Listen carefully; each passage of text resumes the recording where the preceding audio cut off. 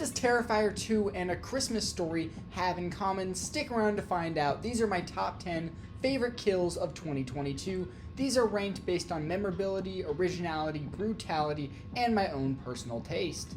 And of course, spoilers ahead. Here are 5 honorable mentions before getting into the top 10. With Quentin Sellers from Vengeance, Church Mouse from X, The Wolf from Prey, Molly from The Sadness, and Allie from Terrifier 2. Now moving on into the top 10 kills of 2022. Coming in 10th place, we have Tiara, and I hope I'm saying that correctly, with All Quiet on the Western Front. This is one of the better Netflix films I've seen in a very long time, and it has an extremely memorable death from this year that I absolutely will never forget. This character is ready to go home and he is extremely wounded.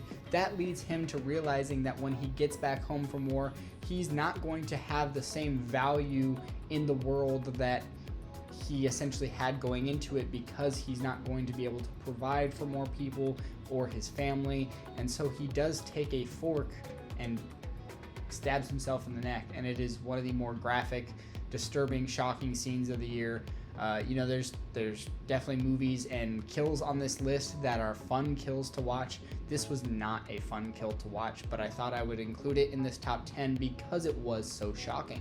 Moving on into number 9, we have Lee from Bones and All. This film is crazy and absolutely disgusting, and this is one of the more visceral scenes in cinema that I've seen all year, with Lee being eaten alive by his girlfriend after being stabbed by Sully, the film's antagonist. Sully was killed just before this, and they actually take his heart out. That sequence was absolutely disgusting. That kill is probably more gross and more disturbing, but what made this kill end up on this list is the fact that it's Lee's girlfriend is eating him. The one that they love each other, but that's what he wanted. Those are like his last words, was like, eat me. And I don't remember them showing too much, but the thought of that is absolutely disgusting and horrible.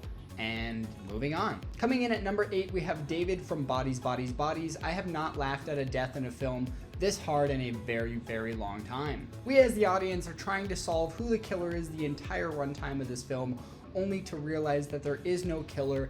David was responsible for his own death, taking a sword to the neck while trying to open a champagne bottle and post a video of that to TikTok.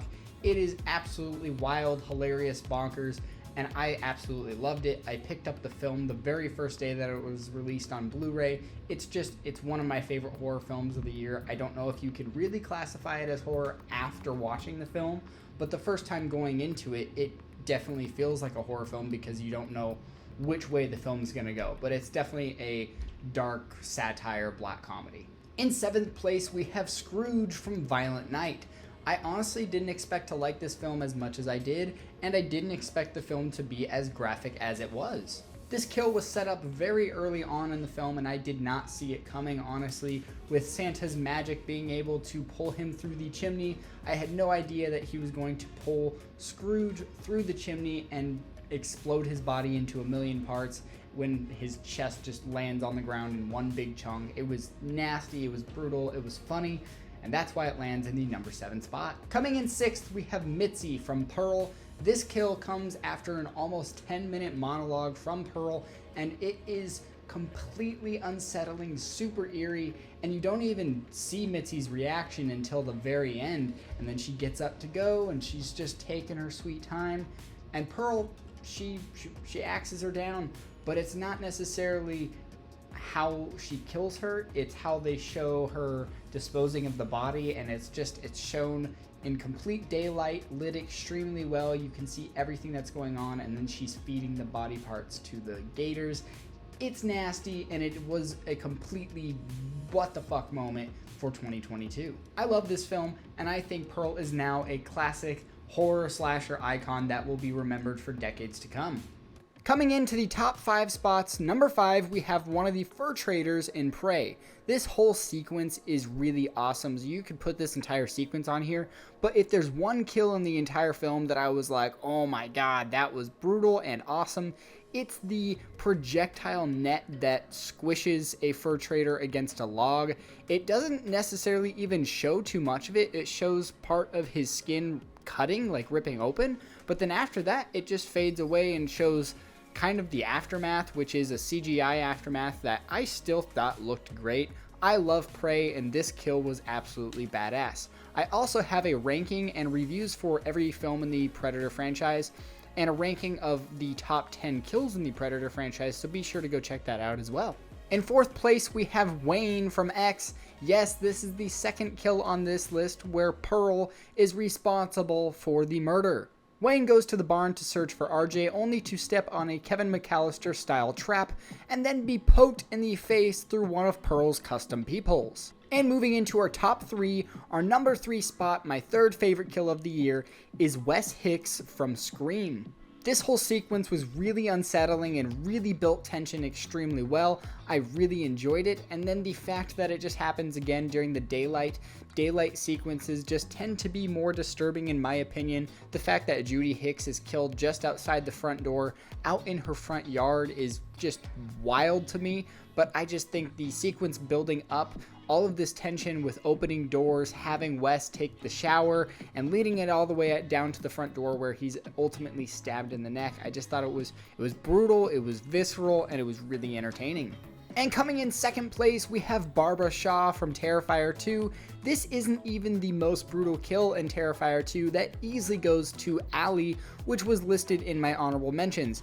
But the reason that this kill ends up on this list and so high on this list is for the fact that she's cleaning shaving cream off of her car to get a shotgun blast to the face, which demolishes her, and then Art the Clown sets up her body at the dinner table, where he then proceeds to fill her face whole with mashed potatoes.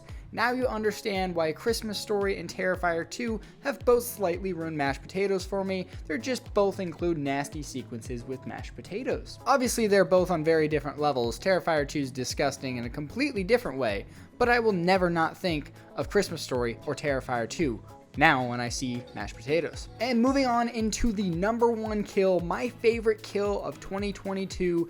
This is going to surprise a lot of you if you know my thoughts on Halloween Ends. I am not a fan of that film. It is not enjoyable really in any sort of way to me. Like, it's just not a fun film. But the best kill of 2022 has to go to Dr. Mathis in Halloween Ends. Like I said, I don't enjoy the story of this film, but the death of Dr. Mathis was impeccable and brutal as all hell. The reason why this kill ends up so high on this list, again, kind of similar to the number 10 spot with All Quiet on the Western Front, this feels realistic. This feels like something that could happen and unfortunately has happened, but Corey is using the corkscrew. He takes it to Dr. Mathis's face, which is covered in a plastic bag at his home. It is a home invasion, murder stabbing that it just feels extremely real, and that's why it is so terrifying to me.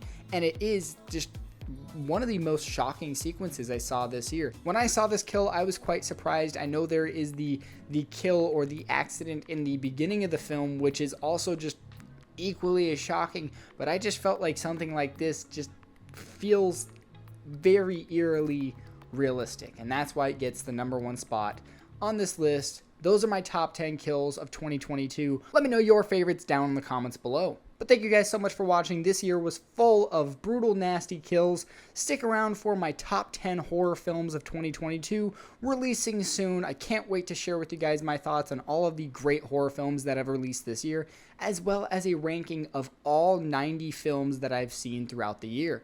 Thanks for watching. I'm Carter, and I'll see you guys later. Peace.